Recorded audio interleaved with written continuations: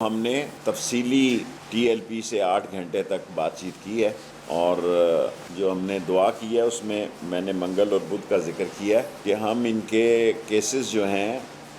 وہ واپس بھی لیں گے اور شیڈیول 4 کو بھی دیکھیں گے۔ ہم نے ان کے ساتھ دستخط کیے ہوئے ہیں، میں نے اور نور اللہ قادری صاحب نے، کہ اس مسئلے کو، اس وقت فرانس کا ایمبیسڈر موجود نہیں ہے، ناظم الامور ہیں ان کے،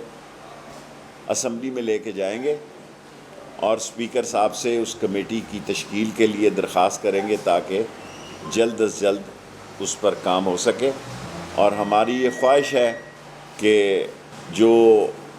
امن و امان کا مسئلہ ہے اس کو بہتر کیا جائے، معاملات کو بہتر کیا جائے۔ ہماری میٹنگ ان کے ساتھ کافی اچھی رہی۔ منڈے کو صبح 10 بجے ان کے لوگ انٹیریئر منسٹری میں آئیں گے، جو انہوں نے عنایت اللہ شاہ صاحب کے علاوہ اور جو لوگ ہیں، تو ہم کوشش کریں گے کہ سارے مسئلوں کو جلد از جلد پایا تکمیل تک پہنچائیں۔ پاکستان ایک دنیا کی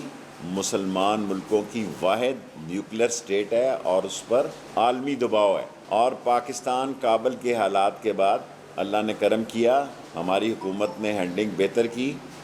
اور کسی قسم کی معاشی پابندیوں سے بھی محفوظ رہا۔